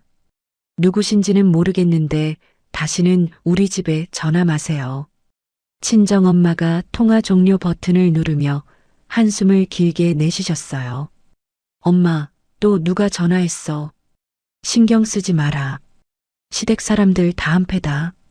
저는 식탁에 앉아 자료를 정리하다 말고 친정엄마를 올려다봤습니다. 엄마, 그동안 미안했어. 뭐가 미안해. 5년 동안 엄마 마음 알면서도 시댁 눈치 보느라. 친정엄마가 식탁 의자에 마주 앉으며 제 손을 가만히 잡으셨어요. 지우야, 미안한 건 엄마야. 그때 그냥 다 그만두라고 했어야 했는데. 저는 친정엄마의 손을 한참을 마주 잡고 있었습니다. 첫 공판을 일주일 앞두고 강도연 쪽에서 변호사를 통해 정식 이혼 조정 신청서가 도착했어요. 서류에는 위자료 면제를 요구한다는 항목이 굵은 글씨로 적혀 있었습니다. 저는 그 서류를 손에 들고 한참을 들여다봤어요. 윤지혜가 그 서류를 받아 검토한 뒤 단호하게 말했습니다. 맞불 놓을 거예요. 이혼 소송에다가 5년 동안 받은 정신적, 신체적 피해 위자료까지 정식으로 청구합니다. 변호사님, 형사 쪽은요? 박수님 씨한테는 형사배상 명령으로 따로 손해배상금 인정받게 할 거고요. 따로 민사 손해배상 청구도 같이 진행해요. 동시에 두세 가지를 같이 가요. 저는 윤지혜의 차분한 목소리를 들으며 천천히 고개를 끄덕였어요. 공판 사흘 전 친정 엄마에게서 다급한 전화가 걸려왔습니다. 저는 오피스텔 거실에서 통화 버튼을 눌렀어요. 엄마, 무슨 일이야? 지우야. 시댁 큰어른이 지금 우리 집 앞에 왔다. 저는 자리에서 벌떡 일어났습니다. 엄마, 문 열어주지 마. 내가 지금 갈게. 친정엄마가 단호한 목소리로 말씀하셨어요. 아니, 내가 알아서 한다. 끊어. 저는 휴대폰을 손에 쥔 채 거실을 서성거렸습니다. 10분 뒤 친정엄마에게서 다시 전화가 왔어요. 엄마, 어떻게 됐어? 수화기 너머에서 친정엄마의 차분한 목소리가 들려왔습니다. 봉투 들고 왔더라. 큰 봉투, 두툼한 거. 엄마, 내가 그 자리에서 그대로 돌려줬다. 봉투 안 열어보고. 저는 휴대폰을 귀에 댄 채 한참을 말을 잇지 못했어요. 엄마, 그 사람이 뭐래? 한 번만 봐달라고 그러더라. 가문 망신이라고. 친정엄마가 짧게 한숨을 쉬셨습니다. 내가 그랬어. 다시는 우리 딸 근처에 얼씬도 하지 말라고. 그리고 대문 닫았다. 저는 휴대폰을 가슴에 안은 채 거실 한가운데에 한참을 서 있었어요. 공판 전날 밤이었습니다. 오피스텔 인터폰이 다시 울렸어요. 화면을 들여다보니 최성훈이 외투 안주머니에 한 손을 넣은 채 서 있었습니다. 저는 도어록을 풀고 최성훈을 거실로 들였어요. 최성훈이 거실 식탁에 작은 USB 하나를 올려놓으며 말했습니다. 재수 씨, 마지막 증거예요. 어제 보안업체에서 받아왔어요. 저는 USB를 한참을 내려다봤어요. 이게 뭐예요, 아주버님? 한약방 안에 있던 보안 카메라요. 음성까지 같이 녹음되는 모델이에요. 저는 USB를 손에 들고 천천히 노트북 앞에 앉았습니다. 최성훈이 옆에 서서 파일 하나를 클릭해 재생해 주었어요. 화면 속에는 한약방 안쪽 캐비닛 앞에 박수님이 서 있는 모습이 나왔습니다. 옆에는 흰 가운을 입은 한약방 직원이 한 명 있었어요. 박수님의 목소리가 또렷이 흘러나왔습니다. 이번엔 확실히 끝낼 거다. 직원이 머뭇거리며 박수님을 바라보는 모습이 보였어요. 사모님, 농축해. 한 달치를 한꺼번에. 향 안 나게. 직원이 고개를 푹 숙이며 대답했습니다. 네, 사모님. 박수님이 캐비닛 안쪽 깊숙한 곳에서 봉지 하나를 꺼내 직원의 손에 쥐어주는 장면이 이어졌어요. 박수님의 목소리가 다시 흘러나왔습니다. 딸 낳고 유산까지 한 며느리는 우리 집안 핏줄이 될 자격이 없어. 저는 화면을 멈추고 한참을 노트북을 들여다봤어요. 가슴이 천천히 식어가는 기분이었습니다. 최성훈이 식탁 위에 종이 한 장을 더 올려놓았어요. 보안업체에서 정식으로 확인서 끊어준 거예요. 자동 저장된 정식 자료라는 확인이요. 이거 같이 내면 법정에서 그대로 증거로 쓸 수 있어요. 저는 종이를 손에 들고 최성훈을 올려다봤습니다. 아주버님, 어떻게 이걸 구하셨어요? 한약방 보안업체에 혜란이가 직접 갔어요. 가족이라고. 저는 USB를 손바닥 위에 가만히 올려놓고 한참을 바라봤어요. 5년이라는 시간이 그 작은 물건 안에 다 들어있는 것 같았습니다. 최성훈이 외투를 다시 챙겨 입으며 현관으로 향했어요. 재수 씨, 내일 법정에서 봅시다. 네, 아주버님. 정말 감사합니다. 최성훈이 현관문 앞에서 잠시 멈춰서서 저를 돌아봤습니다. 고마운 건 우리 쪽이에요. 재수 씨가 끝까지 안 무너져줘서. 문이 닫히고 거실에 혼자 남아 USB를 가만히 손에 쥐었어요. 저는 그 USB를 검은색 손가방 가장 안쪽 주머니에 곱게 넣어두었습니다. 옷걸이에는 미리 다려둔 검은색 정장이 걸려 있었어요. 저는 식탁 의자에 앉아 한참을 그 옷을 바라봤습니다. 거실 창밖으로 늦은 밤에 가로등 불빛이 흐릿하게 흔들리고 있었어요. 저는 자리에서 일어나 거실 등을 끄고 침실로 천천히 걸어 들어갔습니다. 서울중앙지방법원 정문 앞에서 잠시 걸음을 멈췄습니다. 검은색 정장에 손가방을 든 채 고개를 들어 건물 정면을 올려다봤어요. 윤지혜가 법원 앞 계단에 서서 저를 향해 손을 들었습니다. 서지우 씨, 이쪽으로요. 저는 천천히 계단을 올라 윤지혜 옆에 섰어요. 변호사님, 떨려요. 윤지혜가 제 어깨를 가볍게 두드리며 말했습니다. 준비한 대로만 해요. 오늘은 박수님 씨가 자기 입으로 무너질 거예요. 법정 안으로 들어서니 방청석 한쪽은 시댁 친척들이, 다른 한쪽은 친정엄마와 최성훈, 강혜란이 자리를 잡고 있었어요. 시댁 친척들 사이 끝자리에 강도연이 고개를 푹 숙인 채 앉아 있는 게 눈에 들어왔습니다. 저는 잠시 그 모습을 바라보다가 시선을 거두고 피해자석에 앉았어요. 오전 10시 정각 피고인석 옆문이 열리고 박수님이 들어왔습니다. 푸른색 수의를 입고 양손에 수갑이 채워진 채였어요. 평생 한약방 안주인으로 군림하던 그 사람의 어깨가 한껏 굽어 있었습니다. 박수님이 자리에 앉으며 잠시 저와 시선이 마주쳤어요. 저는 시선을 피하지 않았습니다. 박수님이 먼저 고개를 돌렸어요. 재판장이 입을 열었습니다. 검찰 측 모두 진술 시작하시죠. 윤지혜가 자리에서 일어나 차분한 목소리로 입을 열었어요. 존경하는 재판장님, 이 사건은 며느리 한 명을 5년 동안 천천히 무너뜨리려 한 계획적 범행입니다. 윤지혜가 자료집을 펼치며 말을 이었습니다. 피고인은 결혼식 다음 날부터 피해자에게 한방 보양차를 보냈고 그날부터 매달 단 한 번도 거르지 않고 약재를 보냈습니다. 한약방 장부와 영수증이 그 사실을 또렷이 증명합니다. 방청석에서 작은 술렁임이 일었어요. 윤지혜가 자료의 한 장을 들어 보이며 차분히 덧붙였습니다. 그리고 결정적인 그날 피고인은 한 달치 약재를 직접 농축해서 보냈습니다. 향이 가려지도록요. 마치 한 번에 끝낼 작정으로요. 재판장이 윤지혜의 자료를 받아 넘겨봤어요. 첫 번째 증인으로 최성훈이 호명되었습니다. 최성훈이 흰 가운 대신 짙은 회색 정장을 입고 증언대에 섰어요. 검사가 차분히 물었습니다. 증인은 응급실 전문의로서 이번 사건의 1차 진단을 맡으셨죠? 네.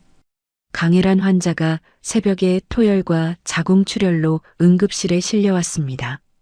한약재 성분이 검출됐다는 게 의학적으로 어떤 의미입니까? 최성훈이 잠시 호흡을 고른 뒤 입을 열었어요. 녹용 한 가지로는 그런 증상이 나올 수가 없어요. 검출된 약재는 임신 가능한 여자가 먹으면 자궁에 큰 손상을 입힙니다. 검사가 천천히 고개를 끄덕였습니다. 그 약재 배합이 누구나 만들 수 있는 겁니까? 아닙니다. 한약방을 30년 넘게 직접 운영해온 사람만 만들 수 있는 정교한 조합이에요. 단순히 약사면허로는 절대 못 만듭니다. 방청석에 앉아있던 시댁 친척들이 서로의 얼굴을 흘끔흘끔 바라봤어요. 두 번째 증인으로 강혜란이 호명되었습니다.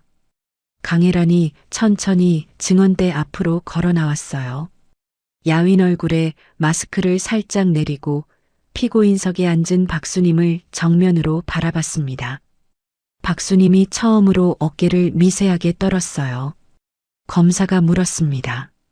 증인, 어머니가 평소에 며느리에 대해 어떤 말씀을 자주 하셨습니까? 강혜란이 잠시 침을 삼키고 입을 열었어요. 엄마가 그랬어요. 딸 낳은 며느리는 약으로 다스려야 한다고요.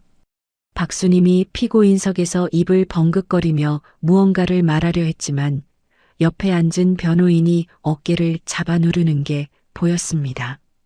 입버릇처럼 하셨습니까? 네. 명절마다 제사 끝나고 다과상 차릴 때마다요. 한약방에서 약재를 따로 빼두라고 지시하는 모습도 직접 보셨습니까? 강혜란이 박수님을 똑바로 응시한 채 천천히 고개를 끄덕였어요. 2번이요. 2번 다 며느리한테 보낼 약이라고 따로 지시하셨어요. 박수님이 그제야 처음으로 눈에 띄게 동요했습니다. 박수님이 변호인의 손을 거칠게 뿌리치며 자리에서 일어났어요. 혜란아, 네가 어떻게 엄마한테 그래? 재판장이 의사봉을 두드렸습니다. 피고인, 자리에 앉으세요. 박수님이 자리에 다시 앉으면서 강혜란을 향해 입을 열었어요. 내가 너를 어떻게 키웠는데? 어떻게 키웠는데? 강혜란이 박수님을 똑바로 바라보며 또렷한 목소리로 대답했습니다. 엄마, 그러게 왜 내 자궁까지 망가뜨렸어? 법정 안에 짧은 정적이 흘렀어요. 박수님이 입을 다물고 천천히 고개를 떨궜습니다. 오전 공판이 끝나고 점심 휴정 시간이 시작됐어요. 저는 윤지혜와 함께 법정을 나와 1층 로비 끝의 작은 카페에서 따뜻한 차 한 잔을 받아들었습니다. 윤지혜가 휴대폰을 보더니 저에게 양해를 구했어요. 서지우 씨, 잠깐 통화 하나만 받고 올게요. 여기 잠깐 앉아 계세요. 저는 로비 끝 창가 자리에 앉아 차를 한 모금 마셨습니다. 그때 정면 출입구 쪽에서 발걸음 소리가 가까워졌어요. 고개를 들어보니 강도연이 한쪽 손을 외투 주머니에 찔러 넣은 채 저를 향해 다가오고 있었습니다. 며칠 사이에 더 야윈 얼굴이었어요. 저는 찻잔을 천천히 내려놓았습니다. 강도연이 맞은편 자리에 앉지도 않고 선체로 입을 열었어요. 지우야, 잠깐만 얘기 좀 하자. 저는 강도연을 올려다보며 차분한 목소리로 물었습니다. 여보, 여기까지 와서 무슨 얘기? 오후에 그 카카오톡 캡처? 그거 안 내면 안 될까? 저는 한참을 강도연의 얼굴을 바라봤어요. 여보, 그게 진짜 하고 싶은 말이야. 내가 잘못했어. 정말 다 잘못했어. 그러니까 그것만 좀. 저는 찻잔을 두 손으로 감싸쥐며 천천히 입을 열었습니다. 여보, 어머니가 나를 죽이려는 걸 알면서도 한 달은 꼭 챙겨 먹게 옆에서 챙기겠다고 약속한 사람이 누구야? 강도연이 입술을 떨며 한 걸음 물러섰어요. 그게 한 줄로 적혀 있어. 화면에. 어머니한테 직접 보낸 거잖아. 저는 자리에서 일어나며 마지막으로 한마디를 남겼습니다. 여보, 당신도 공범이야. 그때 멀리서 윤지혜가 빠른 걸음으로 다가오는 게 보였어요. 윤지혜가 강도연 앞을 가로막으며 단호한 목소리로 입을 열었습니다. 강도연 씨, 피해자한테 사적으로 접근하시면 안 돼요. 한 번만 더 이러시면 정식으로 문제 삼겠습니다.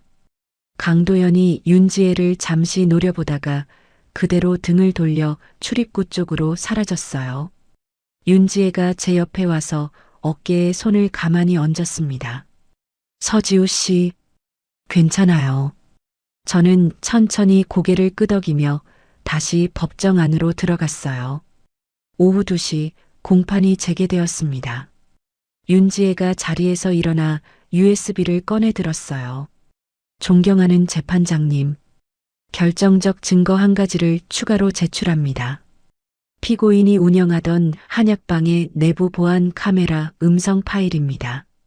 법정 안 스피커가 잠시 잡음을 내더니 곧 박수님의 목소리가 또렷이 흘러나왔습니다. 이번엔 확실히 끝낼 거다.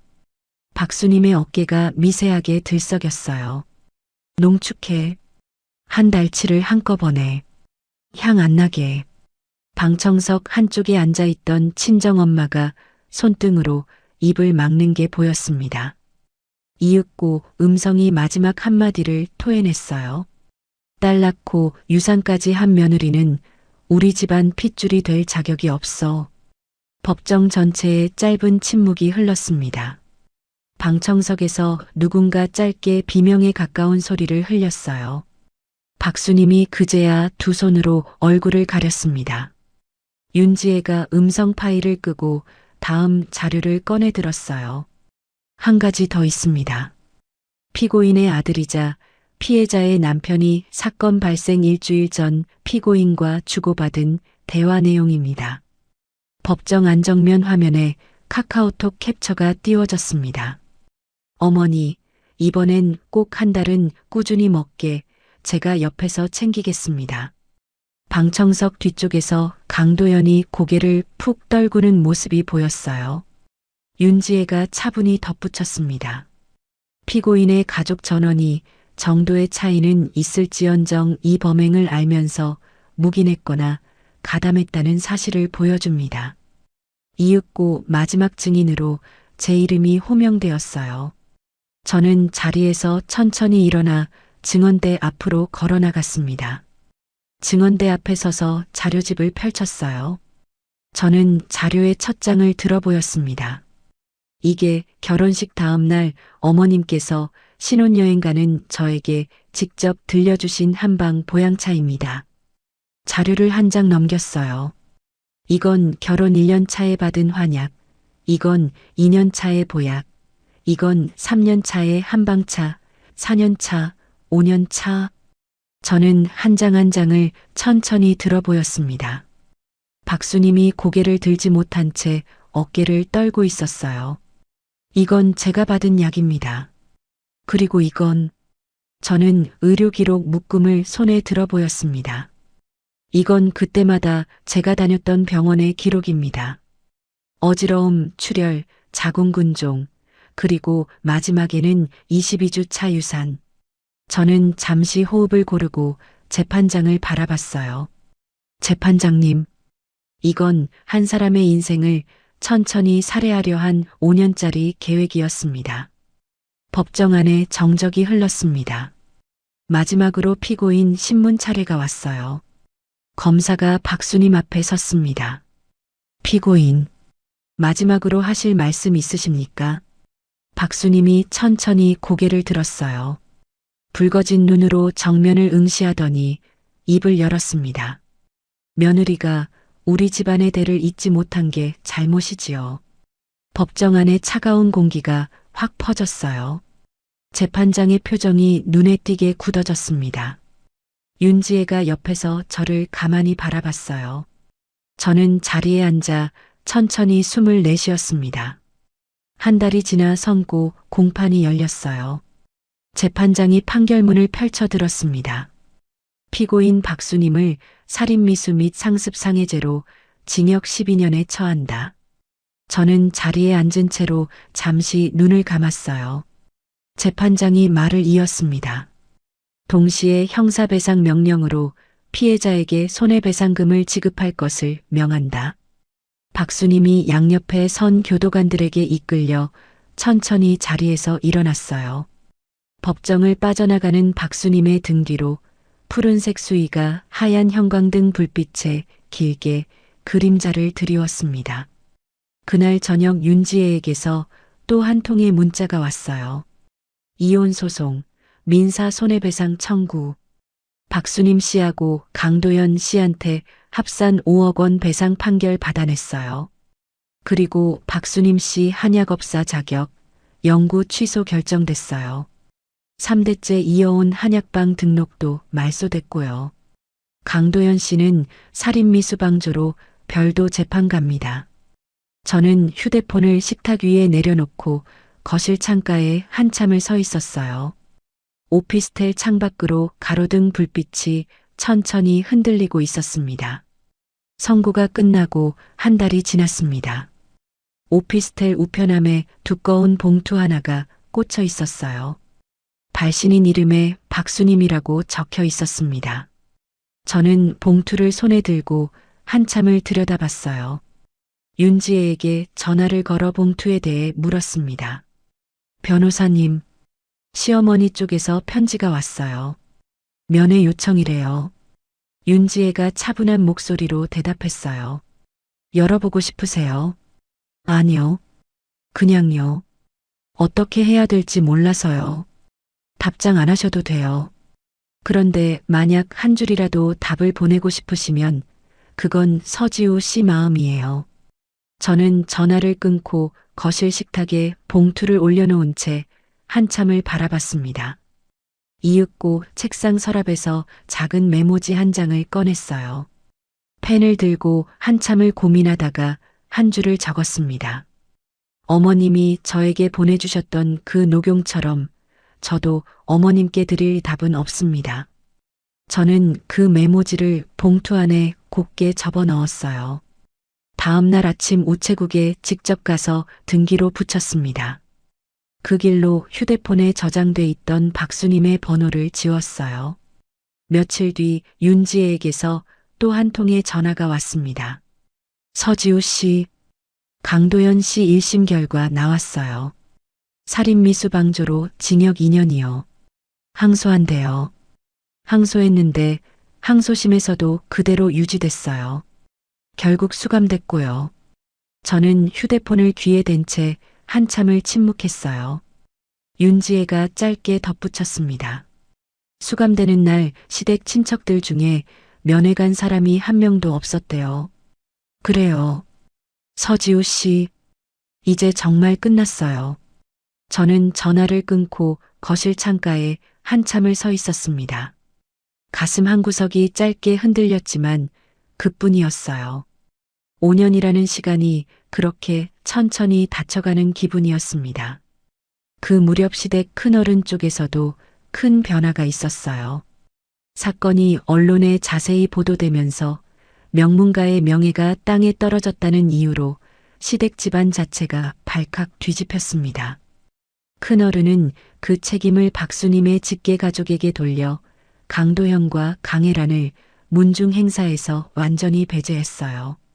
시댁이 운영하던 다른 가업들마저 줄줄이 거래처에서 외면당하며 사실상 파산 수순을 밟았다는 소식이 전해졌습니다. 저는 그 소식들을 친정엄마와 함께 저녁상 앞에서 듣고 있었어요. 친정엄마가 숟가락을 내려놓으며 입을 여셨습니다. 지우야. 응, 엄마. 엄마 옛날 친구 있잖아. 30년 전 그 친구. 저는 친정엄마를 가만히 바라봤어요. 그 친구한테 어제 전화했다. 내 얘기 다 했어. 뭘 하셔? 친정엄마가 천천히 미소를 지으셨습니다. 내 덕분에 자기도 30년 묵은 한이 풀린 것 같다더라. 우리 딸이 자기 대신 싸워줬다고. 저는 숟가락을 가만히 내려놓고 친정엄마의 손을 잡았어요. 엄마, 우리 약국하자. 친정엄마가 잠시 멈칫하며 저를 바라보셨습니다. 약국? 응, 같이. 친정 근처에 작은 대로 하나 열어서 엄마가 옆에서 같이 있어줘. 친정엄마가 천천히 고개를 끄덕이셨어요. 그래. 그러자 딸. 손해배상금 일부를 종잣돈 삼아 친정 근처에 작은 가게를 얻었습니다. 봄이 다 지나가던 무렵 약국 간판이 올라가는 날이었어요. 저는 흰 가운을 5년 만에 다시 꺼내 입었습니다. 거울 앞에 서서 가운의 옷매무새를 천천히 정리했어요. 옆에 서 계시던 친정엄마가 저를 바라보다가 갑자기 손등으로 눈을 닦으셨습니다. 엄마, 왜 그래? 친정엄마가 작게 흐느끼며 입을 여셨어요. 지우야. 응, 엄마. 엄마가 미안하다. 저는 친정 엄마의 손을 잡으며 고개를 저었습니다. 엄마, 미안해할 거 없어. 5년이야, 5년. 엄마가 진작 너 끌고 나왔어야 했는데. 저는 친정 엄마를 가만히 끌어안았어요. 엄마가 결국 끌고 나와줬잖아. 친정 엄마가 제 등을 천천히 쓸어내리며 말씀하셨습니다. 우리 딸, 잘했다. 정말 잘했다. 약국 개업 한 달째 되던 어느 오후였어요. 문이 열리는 종소리가 울리며 강혜란이 작은 화분을 들고 들어왔습니다. 저는 카운터에서 처방을 정리하다가 자리에서 일어났어요. 형님, 강혜란이 마스크를 살짝 내리며 화분을 카운터 위에 올려놓았습니다. 올케, 개업 축하해. 저는 화분을 받아 옆 진열대 위에 가만히 올려놓았어요. 형님, 안 그래도 어떻게 지내시나 했어요. 강혜란이 카운터 옆 작은 의자에 천천히 앉으며 입을 열었습니다. 올케, 나 얼마 전부터 아주버님 집에서 나와 있어. 저는 잠시 손을 멈추고 강혜란을 바라봤어요. 형님, 무슨 일 있으셨어요? 강혜란이 손에 든 마스크를 만지작거리며 천천히 말을 이었습니다. 무슨 일 있어서 그런 거 아니야. 아주버님은 정말 끝까지 잘해주셨어. 사건 내내, 그리고 지금도. 그런데 왜요? 강혜란이 잠시 시선을 내렸다가 다시 저를 올려다봤어요. 올케, 나 아직 아주버님 얼굴 보는 게 힘들어. 저는 강혜란의 손을 가만히 잡았습니다. 형님, 엄마 일 터지고 나서 내가 자꾸 아주버님한테 짜증만 부리게 되더라. 아주버님이 잘못한 것도 없는데 응급실에서 나 살린 사람이 아주버님인데. 강혜란이 한숨을 길게 내쉬며 말을 이었어요. 근데 그 사람 얼굴 보면 자꾸 그날 새벽이 떠올라. 내가 피 토하고 쓰러진 거, 엄마가 끌려간 거, 그리고 아이 못 가진다는 그 진단. 저는 강혜란의 손을 더 꼭 잡았습니다. 아주버님이 그걸 다 봤잖아. 다 알고 있고, 그래서 자꾸 도망치고 싶어지더라. 그 사람한테. 아주버님은 뭐라고 하세요? 강혜란이 작게 웃었어요. 기다린다고 하더라. 자기는 어디 안 간다고. 천천히 정리하고 돌아오라고. 저는 강혜란의 얼굴을 한참을 바라봤습니다. 형님, 그럼 완전히 끝낸 게 아니라. 응, 잠깐만이야. 나도 정리할 시간이 필요하고 친정도 정리해야 되고 38년 살면서 한 번도 혼자였던 적이 없거든. 강혜란이 천천히 자리에서 일어났어요. 근처에 작은 원룸 하나 얻었어. 올케 약국이랑 멀지 않아. 자주 올게. 저는 강혜란을 따라 카운터 밖으로 나왔습니다. 형님, 혼자 너무 견디지 마세요. 강혜란이 처음으로 환하게 웃었어요. 올케가 옆에 있잖아. 그거면 돼. 저는 약국 문 앞까지 강혜란을 배웅했습니다. 강혜란이 문을 열고 나가다가 잠시 멈춰서서 저를 돌아봤어요. 올케, 그동안 정말 미안했어.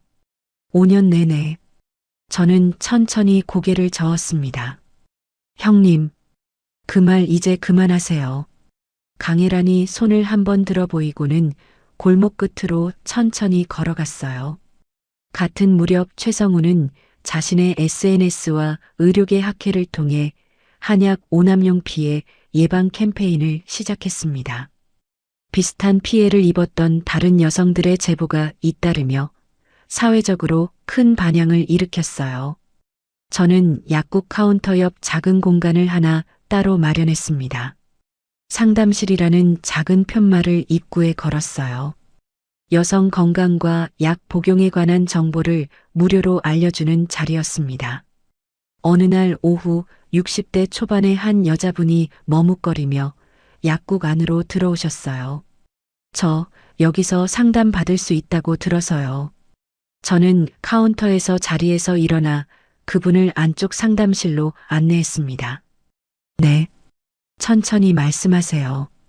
그분이 의자에 앉으며 손에 든 봉투에서 빛바랜 종이 한 묶음을 꺼내셨어요.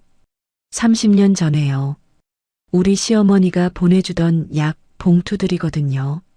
그때부터 자꾸 몸이 이상해져서요. 저는 그 봉투를 두 손으로 가만히 받아들었습니다. 가슴 한구석이 짧게 흔들렸어요. 천천히 한 장씩 같이 봐요. 6개월이 지난 가을 어느 저녁이었습니다. 저는 약국 문을 닫고 친정 엄마와 함께 골목길을 천천히 걸어 집으로 돌아가는 길이었어요. 가로등 불빛 아래 길게 늘어진 그림자가 길 위에 놓여 있었습니다. 골목 끝에서 맞은편으로 걸어오는 한 노인이 보였어요. 시댁 큰어른이었습니다. 저와 시선이 마주친 순간 큰어른의 얼굴이 일그러졌어요.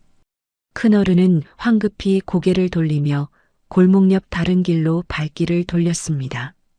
저는 그 뒷모습을 한참을 바라봤어요.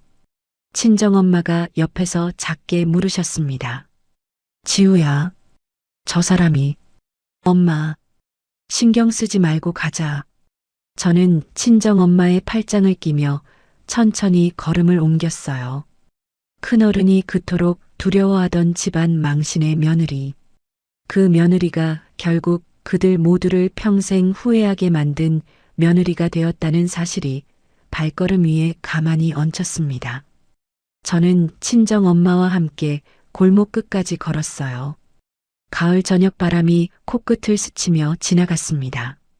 집 앞에 다다랐을 때 친정엄마가 제 손을 가만히 잡으셨어요.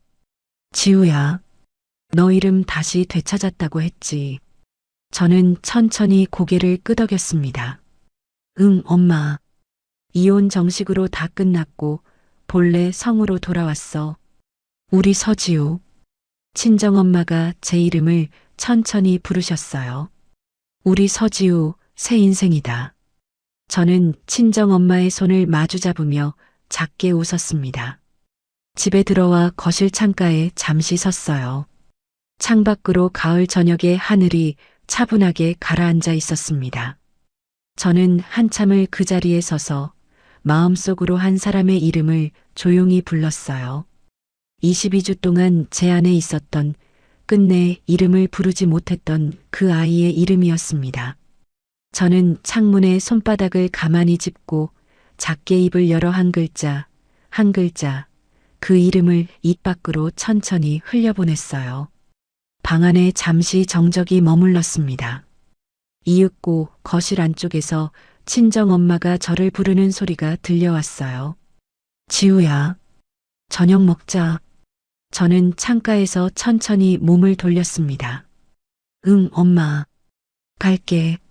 식탁 위에는 친정엄마가 끓여주신 따뜻한 국과 갓 지은 밥이 김을 올리며 놓여 있었어요.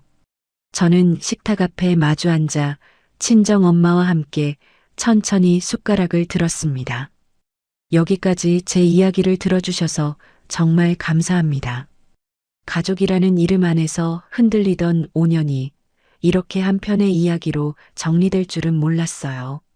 여러분께서는 오늘 제 이야기 어떻게 들으셨는지 궁금합니다.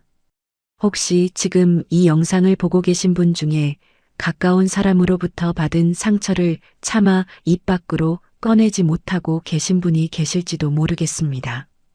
내 편이라고 믿었던 사람이 사실은 내 편이 아니었다는 걸 깨달았을 때 그 막막함을 저도 잘 알고 있거든요. 제가 한 가지만 꼭 말씀드리고 싶어요. 내 직감이 이상하다고 속삭일 땐 그 직감을 절대 무시하지 마세요. 5년 동안 제 몸이 보낸 신호를 저는 매번 외면했어요. 그저 시댁 사람이니까, 어머니가 주신 거니까 하고요. 그런데 그 신호 하나하나가 결국 진실을 가리키고 있었습니다. 이상하다 싶으면 멈춰서서 들여다보세요. 그 작은 한 걸음이 언젠가 여러분을 지켜줄 가장 큰 증거가 될 거예요. 여러분의 오늘 하루를 진심으로 응원합니다. 감사합니다.